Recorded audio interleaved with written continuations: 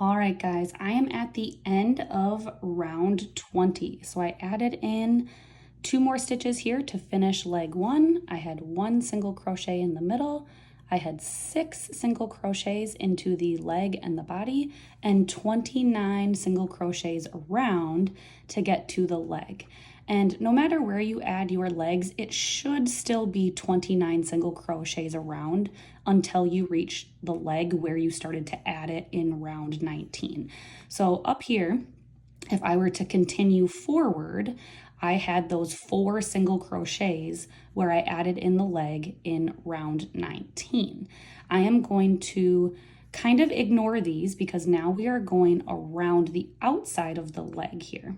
So in order to go around the outside of the leg, what we're going to first do after doing the 29 single crochets is we're actually going to do an invisible decrease from the body to the leg. And what that is going to do is eliminate a hole from showing up here that you would later have to sew into if that bothered you. I know some it probably wouldn't be that big of a deal because the hole wouldn't be that big, but I like to try to minimize holes as much as possible just because I think it looks nicer.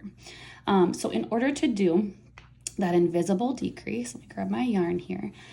You are going to grab, so I've got those 4 single crochets that I used to add in the body. I'm just going to use this first stitch here, and these remaining 3 single crochets I'm not going to use. So in the original pattern, I had 1 single crochet left over because I only added in 2 single crochets to add the leg in round 19. So whatever is the count here for how you added your leg in, you're only going to use the first stitch that you use to add in the leg, and the rest of them, tell your stitch marker, you're going to ignore. So go ahead and grab the front loop only. If I can get my hook in there. There you go. Front loop only of that next stitch in the body. And now I'm going to kind of pull this out so you can see it a little easier. I've got 1, 2, 3, and then if I keep going 4, 5, 6. So this first stitch in the leg, I'm going to grab just the front loop of that.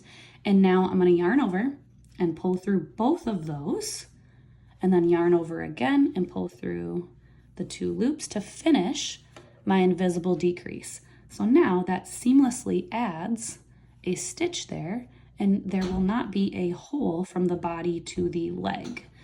Okay, so now that is going to be the last stitch of round 20. You're going to ignore the remaining stitches from 19 when you added the leg in. So you're just going to ignore those. And now the next stitch that you put into the leg is going to be the first stitch of round 21. We're going to go ahead and do that. Okay, so just right now, I'm just going to do a single crochet into the leg. So now this is going to be, sorry, I'm trying to hold it so you guys can see. This is going to be now your first stitch for round 21, because no matter where you add in the leg, the descend stitch, or the decrease stitch is going to be the last stitch of the round. So I'm going to go ahead and grab my stitch marker, and I'm going to put it in this first stitch around the leg.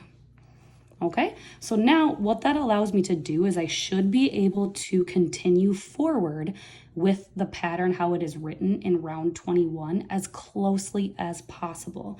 So if I look at what I'm supposed to do here, I'm supposed to do 4 single crochet around the outside. So I already did 1. That's the first stitch where I moved my stitch marker. Now I'm going to do 2, and then I'm going to do 3, and then I'm going to do 4 around the outside of leg 1. So you can see I'm not going through both sides. I'm leaving this hole open and just going around the outside here. Okay, so I have 1 stitch left of the leg, and now we're going to do another invisible decrease from the leg to the body to again make this a little bit tighter and close that hole. So again, how you do it, just take the front loop of that last leg stitch and then right across. So if I look in the middle here, there should be 4 stitches in the middle because I'm using the first stitch I added the leg with and the last stitch. So I've got 1, 2, 3, 4. This right here is the last stitch. So it should be directly across from your last leg stitch. okay? Make sure you're not grabbing the stitch that's in between the legs, and make sure you have 4 stitches in the middle of where you are crocheting. Those are the 4 stitches left over that you will not be using. Okay, so go ahead and finish that invisible decrease by pulling through both of those front loops, yarning over, pulling through both those loops to finish the invisible decrease. Okay, so now we're going to do 1 more single crochet in between the legs. And then again, now in the pattern, it says to do another invisible decrease from the body to the leg. So grab that front loop only, grab that front loop only, yarn over and pull through both those front loops, yarn over, pull through, finish your invisible decrease. Okay, and then that is 1, and then we've got 2, and then I've got 3 and 4 around the leg. And again, I have my last invisible decrease, again, front loop only, stitch directly into the body across from it, front loop only, yarn over and pull through those front loops, yarn over and pull through the 2 loops to finish the descent. Okay, so now the rest of round 21, you're gonna do 11 single crochets. We've got 1, 2, 3, 4, 5, 6, 7, 8, 9, 10, and 11. Okay, so now after the, oops, there we go. After the 11 single crochets, now we're going to do a little bit more increasing to create the hump on the back of the Sundaesaurus. So now again, once you get to these increased stitches, just like before, you want to make sure that they line up with the top of your dinosaur here. That's just going to make sure that the hump stays right on top and is centered. So you're going to be increasing and then doing a single crochet 3 times. So increase, single, increase, single, increase, single, and then there's 1 more increase after you do it the 3 times. Hold it out. Does that look like it's going to be centered on top of the head? I would say yes. So I'm going to go ahead and just do that as it is written. Okay, so we're going to do an increase.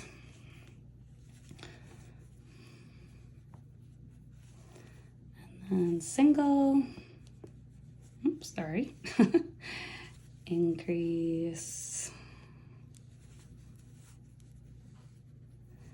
And a single.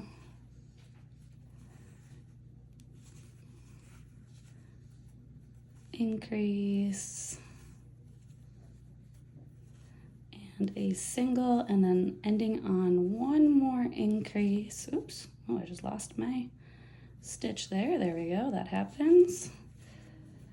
Okay, and then to finish this round, all right, so hold that up. Yep, looks nice and centered with the top of my dinosaur. I like the placement of that. Okay, so now it says I need to do 10 single crochet and then a descend at the end, and that just kind of helps keep the leg, again, a little bit more straight and aligned with the body to have that decrease stitch there. Okay, so let's do the last 10 and the decrease. And then we can look at what we have done so far.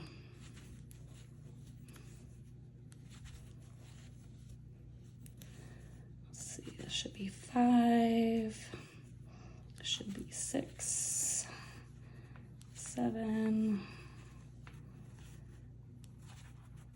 8, 9, and 10, and I end with a invisible decrease. Okay, I'm just gonna pull this out so I don't lose my spot here. So now we can go ahead and look at our dinosaur. I can look at it this way. I can see that the legs are lined up. We can see that we have this nice shape here of the legs being on the bottom and these increased stitches going across the top. I can hold it this way and I can see again that those increased stitches line up with the top of the head. And if I hold the dinosaur like this, I know it's hard to see kind of in the camera a little bit, I can see that those legs line up with the eyes and being centered on the dinosaur. Okay, so that is how you would get through round 21 and making sure that those legs are lined up. So you should be able to, from here, be able to continue forward with rounds 22 all the way until you add the next set of legs, which is round 32. So go ahead and continue around the dinosaur from round 22 to round 32. When you get to round 32, you're going to be adding in the back legs, and you are going to add them in exactly the same way that we just added in the front legs. And then right now, before I continue, just because these holes are not very big anymore, I would just go ahead and stuff these front legs, get a good stuffing amount in there so that they're nice and firm and ready to go as you continue forward. I hope this helped you guys. If you have any other questions, feel free to ask me. I am more than happy to help. Happy creating. Can't wait to see your Sundaesauruses. Bye, guys.